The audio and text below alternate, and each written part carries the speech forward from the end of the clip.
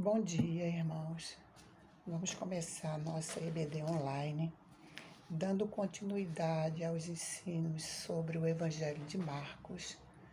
Hoje nós vamos trabalhar com a lição de número 4, que é capítulo 6 do Evangelho de Marcos. Antes de entrar no capítulo 6, nós vamos retroceder um pouquinho na lição de domingo passado, porque foram os capítulos 4 e 5. Então, vamos pegar o capítulo 5, que nós temos um linkzinho que passa linka com o capítulo 6, tá bom? Então, para começar, uma introduçãozinha, o Evangelho de Marcos foi escrito em Roma para os gentios, e Marcos foi discípulo e intérprete de Pedro. Então, tudo que Pedro viu, que fez, falou, o que ele pregava, isso tudo foi passado, Marcos colocou no seu evangelho, e esse evangelho, ele foi escrito antes do martírio de Pedro, antes de Pedro ser morto. Pedro foi crucificado em Roma, durante o governo de Nero, do imperador Nero. Ele foi crucificado de cabeça para baixo a pedido dele, porque ele não queria ser igual a Cristo, e foi numa colina do Vaticano que ele foi enterrado, e em cima do túmulo dele foi construído esse templo de São Pedro, onde fica o Papa hoje. E esse evangelho dele, escrito por Marco, ele não é uma biografia. Ele mostra Jesus já em movimento. Já começa com o batismo de Jesus lá com João Batista. E o tema central do Evangelho de Marcos, ele gosta de retratar Jesus como um operador de milagres, um profeta, o Messias. Ele fala da crucificação e também como podemos ter a esperança de vida eterna na pessoa dele. Então, isso é retratado nesse evangelho. Então, nós, como temos o texto áureo da lição passada, no capítulo 5, no versículo 19, nós vamos usar esse trecho da Bíblia de 1 a 20, que fala sobre a cura do endemoniado Gerazeno ou Gadareno, como querer chamar. Então, o texto áureo da lição diz o seguinte: Jesus, porém, não lhe permitiu, mas disse-lhe: vai para a tua casa, para os teus, e anuncia-lhes o quanto o Senhor te fez e como teve misericórdia de ti. Então,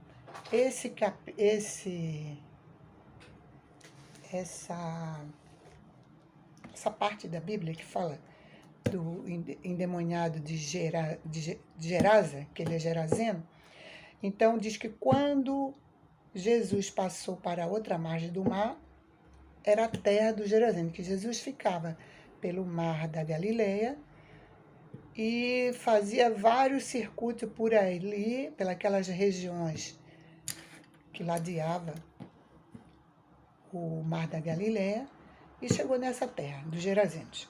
Ao desembarcar, ele deu de cara logo com um endemoniado gadareno, um homem possesso de espírito imundo, o qual vivia nos sepulcros. Eu estou acompanhando aqui na Bíblia, estou no versículo 3.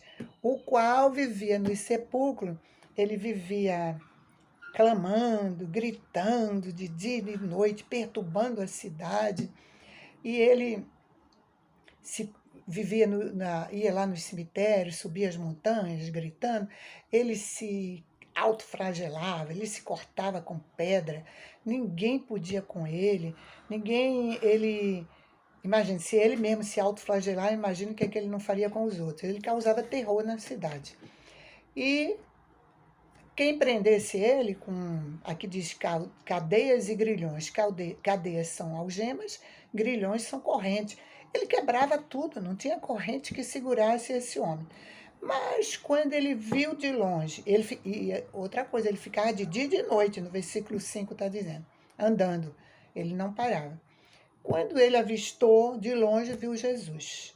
Correu e o adorou. Eu imagino que ele deve ter se ajoelhado diante de Jesus. Aqui não diz isso. E ele ficou feliz quando viu Jesus, ao mesmo tempo hostil, que ele estava cheio de espírito imundo. Aí ele gritou em alta voz: Que tenho eu contigo, Jesus, filho do Deus Altíssimo? Conjuro-te por Deus que não me atormentes. Isso porque Jesus já tinha dito: espírito imundo, sai desse homem. E Jesus perguntou para ele: Qual o teu nome? E ele disse: Legião, porque somos muitos, não somos um só. Então, legião, a gente sabe que é um termo militar. No tempo de Jesus, uma legião, quando se aproximava de uma cidade, causava pânico, porque nós sabemos que nessa época o Império Romano dominava aquilo tudo. Inclusive, a gente sabe que Jesus foi morto durante o Império Romano, mas isso aqui foi antes da morte de Jesus. E essa história de legião, isso bem antes também. Então, uma legião de homens, de soldados, são de 5 a 6 mil homens, quer dizer, 5 a 6 mil militares. Então, assim ele se comparou. E ele rogou encarecidamente que os não mandasse para fora daquele lugar. E estava uma manada de porcos pastando lá. Eles rogaram a Jesus que deixasse entrar nos porcos, e Jesus permitiu. E entraram nos porcos, os porcos se precipitaram daquela montanha onde estava, caíram dentro do mar e morreram afogados. E isso aí foram 2.000 porcos, 2.000 porcos precipitaram. E os homens que estavam trabalhando com os porcos, não sabemos se são os donos, né? Pode ser empregados, aqui chama de porqueiros. E os porqueiros fugiram e anunciaram na cidade e pelos campos o que tinha acontecido. Então saiu o povo para ver o que aconteceu. E ao chegar lá, no versículo 15 diz: Indo ter com Jesus, viram o endemoniado em perfeito juízo, sentado, vestido. E o endemoniado, não, o ex-endemoniado, né? E eles temeram. No versículo 15 diz que eles temeram. Os que haviam presenciado os fatos contaram o que aconteceu com o endemoniado e acerca dos porcos. Aí os moradores da cidade rogaram, pediram educadamente que Jesus se retirasse da cidade. Primeiro que aquele homem, para ele foi um espanto, aquilo que Jesus fez. E segundo, pelo prejuízo que eles tiveram. Só que para Jesus, uma alma vale mais do que 2.000 porcos, né? Mas eles, nem judeus eles eram gentios. Tanto é que eles estavam apacentando porcos. Os judeus não se alimentam de carne suína. E nem toca numa carne suína, porque aquilo para ele é imundo. Então, prova que todos eram, né? Então, aí eles mandaram Jesus embora, e Jesus foi entrando no barco para voltar, sair de lá. O ex-endemoniado rogou: deixa eu entrar com vocês aí, eu quero ir com vocês. Aí vem o textual. Aí Jesus, porém, não lhe permitiu, mas ordenou-lhe: vai para a tua casa, para os teus, anuncia-lhe tudo o que o Senhor te fez e como teve compaixão de ti. Esse é o textual da nossa lição. E nesse textual a gente vê a intenção do homem que foi curado, foi salvo daquela legião de demônios dentro dele. Era correto, em princípio. Ele queria se tornar um membro da comitiva de Jesus. Ele queria andar com Jesus. Ele queria fazer o que Jesus fez junto com os seus discípulos. Ele queria pregar as boas novas do reino e falar de Jesus. Mas ele devia ir para um lugar que ele não queria. Ir para a sua família e para a sua cidade. Então ali, olha só, para onde Jesus ia, não precisava da ajuda dele, porque Jesus já tinha os 12, Jesus ia pregar, ia fazer missões, Jesus ia trabalhar em missões. E não precisava da ajuda dele, mas Jesus precisava de um missionário ali. Então Jesus disse para ele: vai para a tua casa e conta tudo. A mensagem que ele tinha que fazer era: quão grandes coisas o Senhor te fez. E tudo isso se deveu à compaixão divina, porque compaixão é paixão com ação. Então Jesus precisava dele naquele lugar. Ele tinha que ser um missionário ali. Então, desse texto áureo, vamos tirar sete lições. A primeira: até um desejo natural pode ser defeituoso. Por isso que nós temos que entregar os nossos desejos à vontade de Deus, sujeitar à vontade de Deus. Segundo, que o que o Senhor faz por nós deve redundar no que nós temos que fazer com Deus também, com o Senhor, naquilo que a gente vai fazer. Senão, se Deus me deu uma bênção, eu vou fazer, multiplicar essa bênção com os outros também. Número 3, terceira lição. Há um plano para as vidas individuais. Naquela cidade de Gerasa, Jesus só curou aquele endemoniado, não curou os outros. E isso pode acontecer numa família, numa cidade, numa igreja. Vários textos da Bíblia em que é operado milagre em uma só pessoa. Né? Não se lembra daquela viúva de Serepta? Só ela, né? Que aconteceu aquilo que o profeta Elias fez com ela. Então, quarta lição. A emoção religiosa não basta. Se está só, deve ser dirigida em direção de um serviço útil. Então, eu estou feliz, estou emocionada, mas isso deve canalizar numa ação útil, em algo útil. 5.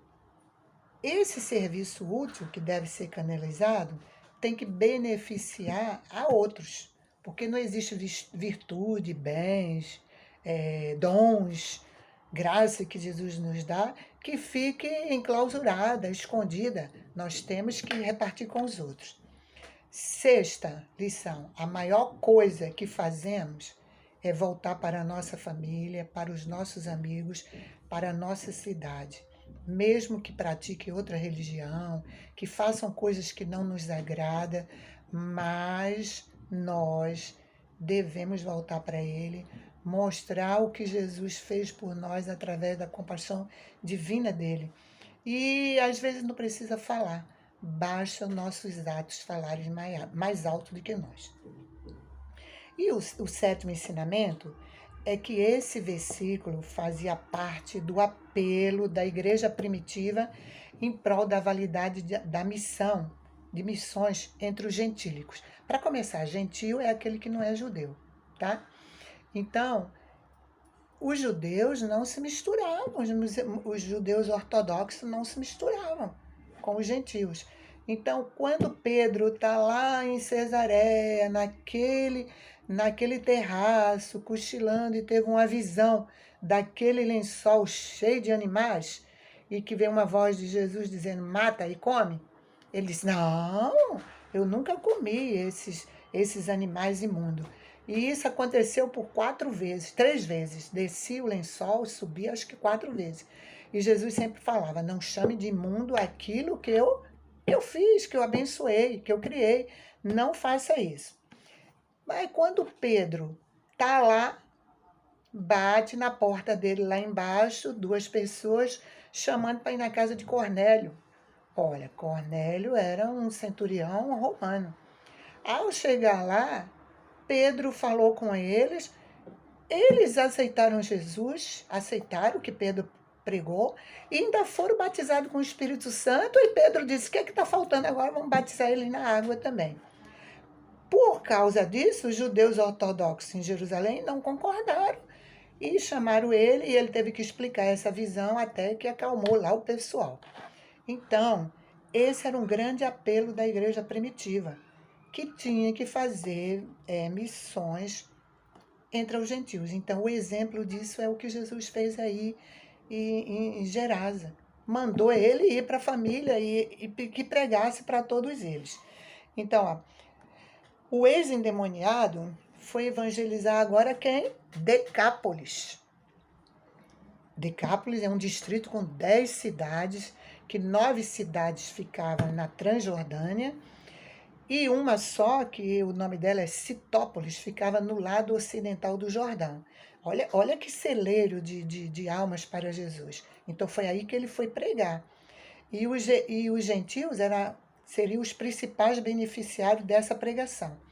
Essas cidades de Decápolis, muito antes, acho que do tempo de Davi, que Davi era um grande guerreiro, vamos chamar assim, que ele era guerreiro, e ele conquistava, junto com o exército de Jerusalém, várias cidades. Eles iam anexando ao território de Israel. Só que essas cidades, quando chegou o Império Romano, vocês sabem que Jesus foi morto e crucificado, foi crucificado durante o Império Romano. Pilatos era romano. Então, o exército romano, liderado pelo general Pompeu, que era de uma família de políticos, ele já foi até cônsul 3 vezes de Roma, ele pegou essas cidades e transformou em cidade refúgio, fez casas para os soldados veteranos de guerra.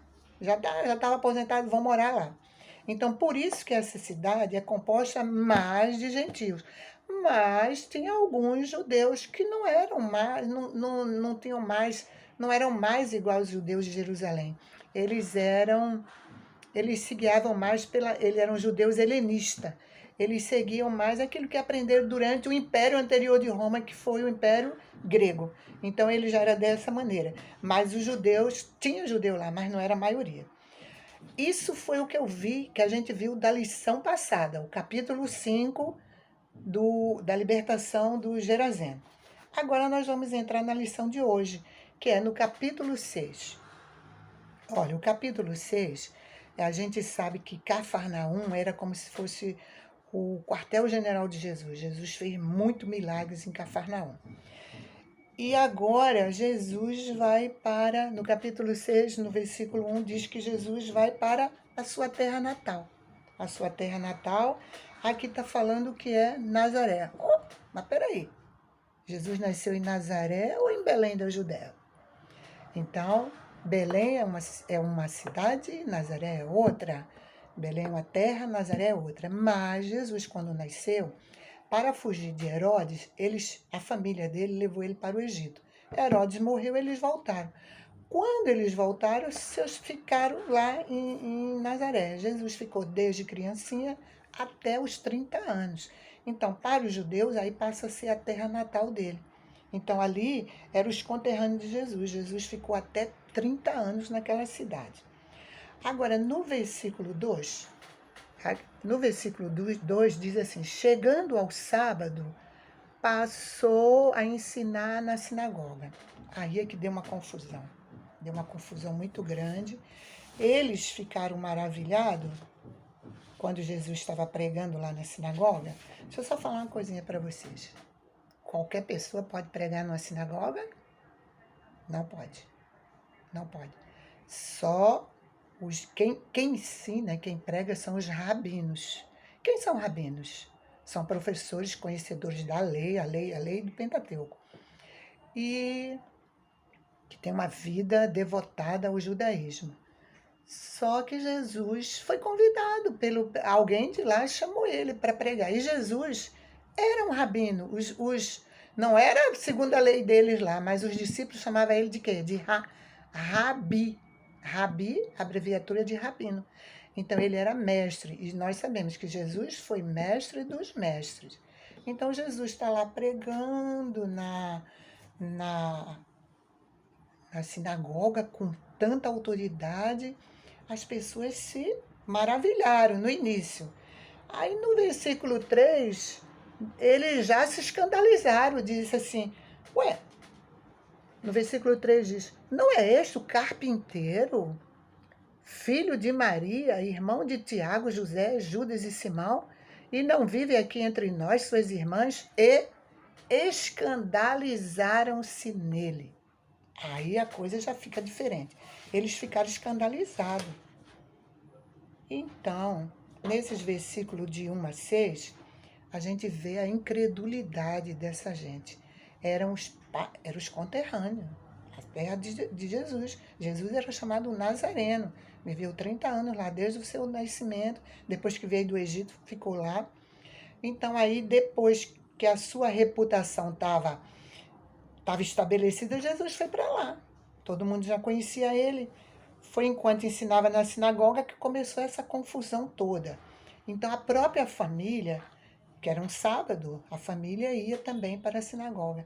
Teve espanto, um espanto, por causa da dúvida e não por causa da fé deles, porque Maria sabia quem era Jesus. Maria recebeu a anunciação pelo anjo Gabriel, dizendo que ele seria o Messias. Maria engravidou sem ter contato com o homem. Jesus nasceu de um parto de uma virgem. Tudo isso ela sabia, ela tinha fé. Mas eles ficaram um pouco assim, ficaram complicados, achou complicada aquela sabedoria toda.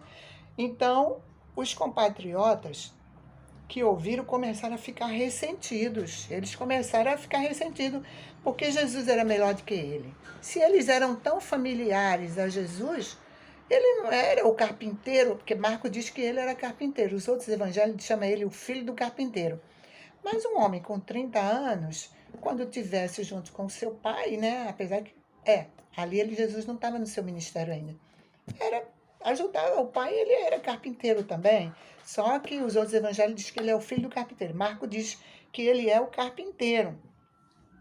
Que sua mãe, seus irmãos, suas irmãs, dá até nome aos irmãos, chama os irmãos dele de Tiago, José, Judas e Simão. Moravam todos ali, ele conhecia todos. Como é que ele poderia operar milagres? Por que ele deveria essa tal sabedoria aí? Então, eles, possivelmente, eles desprezavam isso de Jesus ou também pela inveja que eles tinham a Jesus. Mas no versículo 6, olha o que Jesus fez. No versículo 6, Jesus admirou-se da incredulidade deles. Contudo, continuou a percorrer as aldeias circunvizinhas e a ensinar. Que o ministério de Jesus era esse. Ele ensinava muito, ele era realmente um rabino. Então, Jesus ficou espantado com a incredulidade deles. Então, no capítulo 6, de 1 a 6, aqui encerra uma questão polêmica, naturalmente. Marcos mostra que como é que Jesus, embora fosse o verdadeiro Messias, viu a sua popularidade diminuir na própria cidade dele, na terra dele. E daí em diante foi diminuindo, até chegar a todo Israel, a ponto de acontecer o que aconteceu. Mas Jesus morreu porque era plano de Deus. Jesus é o Cordeiro de Deus que tira o pecado do mundo. Então, Jesus, quem aceita ele, aquele sacrifício é universal para todo mundo. Então, Jesus tinha que padecer tudo isso por mim, por vocês, por todos nós. Obtemos de Marcos informações importantes. Eles ficaram... aqui eu já vou esse do capítulo 6, essa introdução de 1 a 6 foi para mostrar que Jesus foi rejeitado na terra dele, né? Mas o nosso capítulo, o nosso texto áureo da lição de hoje, da quarta lição, do capítulo 6, ela se encontra no versículo 50. No versículo 50. Se está no versículo 50, eu vou pegar essa perícope ou esse trecho de 45 a 52. É onde está o texto áureo. O que é texto áureo? É o texto de ouro, é o mais importante. Qual é o texto áureo da Bíblia? João 3,16. Porque Deus amou o mundo de tal maneira que deu o seu Filho unigênito para que todo aquele que nele crê não pereça, mas tenha vida eterna. Então, esse é o texto áureo da Bíblia. E o texto áureo da nossa lição está no versículo 50, que a gente vai chegar lá, tá? Então, essa perícope, eu vou pegar ela aqui. Antes de pegar ela, vamos só relembrar. Acabou Jesus lá em Nazaré, Jesus saiu, foi pelas cidades vizinhas ali. Aí o que Jesus fez? Preparou os discípulos, ficou ensinando ele como é que eles iam se apresentar nas cidades, porque Jesus sabia que não ia viver a vida toda ali com eles, preparou eles. Logo depois disso veio a morte de João Batista, isso seguindo o Evangelho de Marcos. A morte de João Batista e depois veio a multiplicação dos pães. Então, está chegando no nosso trecho aqui, na nossa perícope. Então, antes da multiplicação dos pães, no versículo 31 do capítulo 6, Jesus chama o pessoal dele e diz assim, vinde repousar um pouco, à parte, num lugar deserto, porque eles não tinham tempo nem para comer, visto serem numerosos os que vinham para eles. Eram gente demais, eles estavam cansados. Aí Jesus disse, vamos para um canto descansar? Aí eles estão dentro do barco, né? Quando Jesus vai descer do barco, que vê aquela multidão esperando por ele, aí Jesus se compadeceu, como sempre, né? Jesus se compadeceu. No versículo 34 diz, ao desembarcar, viu Jesus uma grande multidão e compadeceu-se deles, porque eram como ovelhas que não têm pastor, e passou a ensinar-lhe muitas coisas. Olha bem, Jesus se compadeceu dele, ficou ensinando, aí vai ficando tarde, de tarde, os discípulos ficaram preocupados, disseram, e agora? Essa gente está com fome, o que a gente vai fazer? Falaram com Jesus, despede eles, Senhor, manda eles embora para que ele compre aí pelos campos, pelas ruas, comida. Jesus disse, não, dá vocês mesmo de comer ele. Aí eles disseram, nem se a gente gastasse 200 denários de pão, não ia dar. Talvez desse 200 denários. Aí Jesus disse, o que é que vocês têm para comer?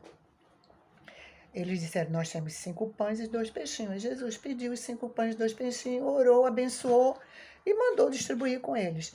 E aquilo rendeu tanto que eles comeram e se fartaram e ainda sobejou 12 cestos de pedaço de pão, que ninguém queria mais. 12 cestos, não é cestinha não, os cestos dos judeus são grandes. E Jesus falou para os discípulos agora, na nossa perícope, no 45, olha só, vocês vão embora, peguem o barco, vão embora, vão lá para o outro lado, enquanto eu fico aqui despedindo eles, conversando com eles, mandando eles embora. Vão lá para Betsaida. Betsaida, em hebraico, quer dizer casa de pesca. Aproveitando, Belém, em hebraico, é Betlém, quer dizer casa do pão, casa de pão. Então, casa de pão, de fartura, que pão para o hebreu é comida de um modo geral. Igual no Pai Nosso, que a gente pede pelo pão de cada dia. Então, Jesus disse, vão embora. Aí eles foram. No versículo 46, Jesus, tendo já despedido todo mundo, subiu ao monte para orar. Jesus foi orar. Quando chegou de tarde, Jesus ficou orando. Ele despediu todo mundo e foi ao monte. Ao cair da tarde, estava o barco no mar. O barco ainda estava no mar, no meio do mar. E Jesus sozinho em terra. Eu, na minha cabeça de neon, eles pescadores, lá é casa de pesca, eles deveriam estar se abastecendo de peixe lá, né? Aí Jesus faz uma coisa interessante. Jesus vai ao encontro deles quase na quarta vigília da noite. Quarta vigília, olha só. A primeira vigília é de 6 a 9, é de 3 em 3 horas, porque a noite começa às 6 horas, igual a nossa. A segunda vigília é de 9 à meia-noite. A terceira vigília é de meia-noite às 3. E a quarta vigília é de 3 horas da manhã às 6 horas da manhã. Então, Jesus disse que era já... Jesus disse que aproximadamente foi ter com eles, vendo o contrário, queria andando sobre o mar por volta da quarta vigília, por volta. Então poderia ser umas 10 para as 3, ou 3h10, 3h30, mas era madrugada. Então eles não conheceram Jesus. E viram uma pessoa flutuando sobre as águas, andando sobre a água. Eles pensaram que era um fantasma. E gritaram com medo, ficaram aterrorizados, ficaram com medo, muito medo. E Jesus calmamente chegou perto dele e foi falando o nosso texto áureo, que é o nosso texto áureo é no versículo 50. Pois todos ficaram aterrados à vista dele, mas logo lhe falou, olha o texto áureo, tende bom ânimo, sou eu, não tem mais. Esse é o nosso texto áureo. Tende bom ânimo, não tem mais, sou eu. Então, obtemos de Marcos aqui informações importantes. Eles ficaram atônitos, porque eu não terminei aqui. Jesus subiu no barco, o vento passou. Aí vem dizendo que no capítulo 52, no versículo 52 diz, porque eles ficaram atônitos, porque eles não tinham nem compreendido o milagre dos pães. Antes o seu coração estava endurecido. Então eles não entenderam aquele milagre, porque o coração deles estava endurecido. Aí Marco diz que é importante que eles ficaram atônitos, pois não tinham entendido o milagre dos pães, o coração deles estava endurecido. Marcos quis frisar bem. Então, esse problema, essa perícope é uma questão do coração. Isso fala com o nosso coração, esse Jesus andando sobre as águas. Então, nem mesmo os discípulos que andavam com Jesus